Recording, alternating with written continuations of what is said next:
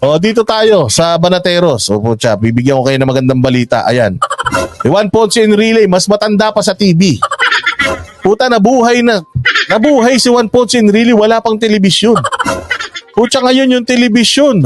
Ano na, nakadikit na sa dingding. Buhay pa rin siya. O, sige, i-play natin itong balita ni Juan Ponce Enrile. Doon sa mga nag-iisip na sana patay na ako.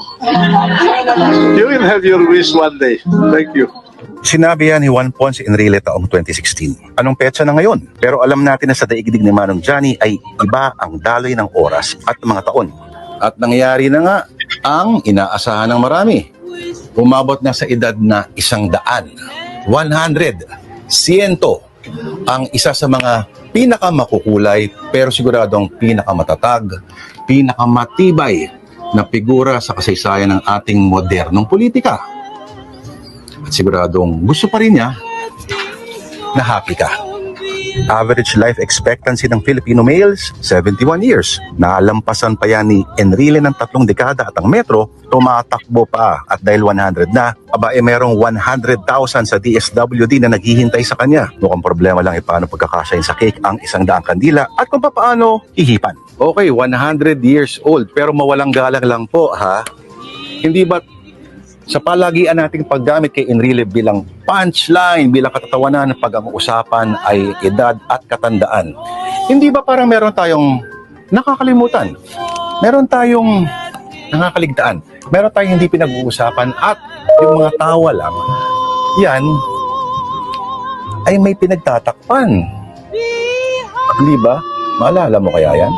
Ang Enrile na pinagkatiwalaan nun ng presidenteng siya mismo ay bar-top notcher pagdating sa pagbabalangkas ng batas at mga kautusan. Arkitekto at enforcer ng batas militar ang may kapangyarihan na magdesisyon ng buhay at kalayaan kung sino ang kulong at kung ano lang mapapanood at mapapakinggan. Pero sinabi niya sa mga interview kasamang future boss na wala naman daw kinulong ng martial law.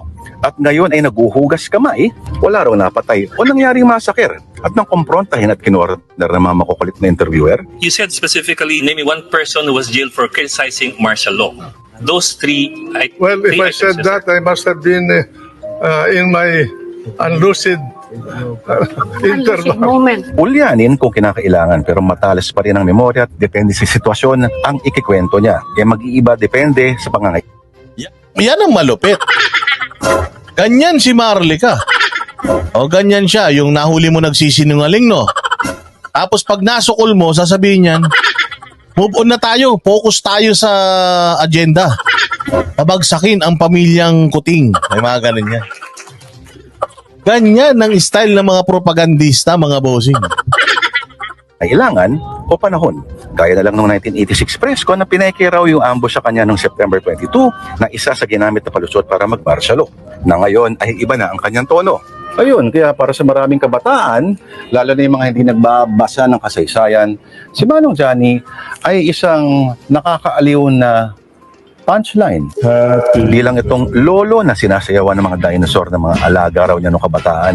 Bilang saksi sa mga pangyayari sa Biblia, sa lumang tipan, mula pa sa unang sabog mula kadaliman, hanggang sa hardin ni Eva at Adan, hanggang sa huling hapunan, at ang inri na nakalagay sa ibabaw ng krus. Aba, kanya pala yan.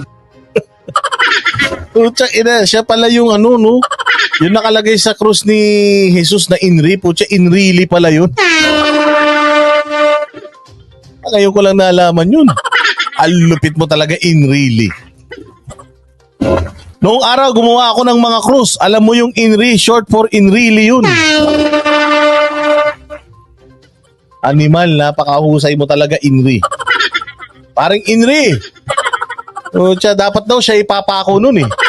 Kaya lang, absent siya nung araw na yun. Tain na balita to. Sabi ko nga sa iyo kanina, galit na galit tayo kay Marlica. Ngayon, putya, ito naman si Enrile, ang hayop na yan.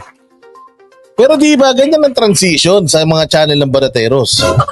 May inis ka, matatawa ka. Ganyan dito, variety.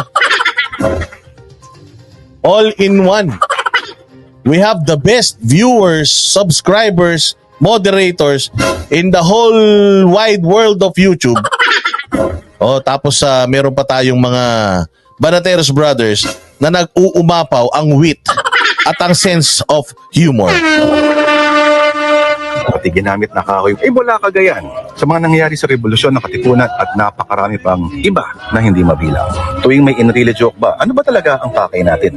Nabilib tayo sa haba ng kanyang buhay? Nabilib tayo dahil hindi na mabilang ang beses na naudlot ang appointment niya kay kamatayan? O, deep inside, lihim ba na iniisip natin na ba't ang tagal nitong mamatay? Pero hindi kaya, ang lahat ng mga ito, lahat ng memes, mga Enrile jokes, ay isang paraan para pagtakpan ang isang komplikadong nakaraan. At noong 1986, naghahanda ng bombayin sila sa Camp Aguinaldo, tingnan nila ng Uzi at ang dikit sa kanya ni Gringo. Nag-deny na wala raw siyang kinalaman sa 80 attempts laban sa gobyerno ni Cory at ilang beses pang inaresto. Pero wala na si Cory, wala na rin ang tagapagtanggol ni Cory na si Ramos, wala na ang mga katrabaho, pati na rin ang mga nakalaban. At ngayon, pangalawang Marcos ang Pangulo at siya pa ngayon ang nagpapayo. Nalampasan ng pandemya, 2 beses nagka-COVID, 3 beses tinalo ang pneumonia. Pero ngayon, mata lang daw ang problema niya. Matindi talaga. Matindi dahil sa edad na 100 ay marunong pa rin mag-computer, nauunawa ng social media. At nang tanungin kung gumagamit mo ang search engine na Google, etong sagot niya. Nga naman, Google Search Engine, 25 years old, 1 Ponce Enrile, 1 century. Pero dahil sa Google ay nalalaman natin ang isa sa mga susi ng kanyang mahabang buhay ay dinengdeng, saluyot, patola at bataw. At ang tanungin tungkol sa Time Person of the Year ng 2023, ito ang sabi niya. Gaya ng maraming superstar sa mundong ito na dumating at umalis, dumadaan lang daw itong si Taylor Swift. At hindi na tayo magugulat kung ma-outlive pa niya ang karir ni Swift at ang pag-iibigan nila ni Travis Kelce. Gaya na nang nalagpasan niya marami ng pagmamahalan. Sharon Gabi, hanggang kay Katniel, hanggang Dominic at Bea, dahil may dahilan kung bakit pinanganak si Manong Johnny February 14, Valentine's Day. Araw ng mga puso, umaapaw ng pag-ibig, kaya matibay si JPE. Kaya maila pa rin ang kalawit ni kamatayan dahil first love never dies. Kaya dito sa Word of the Lord, wala na ibang pwedeng masabi kundi Happy Birthday Manong Johnny, hashtag 100 years of happy, hashtag the road to eternity. Lakpakan! Oh, yan, di ba? Happy birthday sa'yo, Juan Ponce Enrile. Kaya ako kinuha to, itong balita na to, kasi masaya to eh.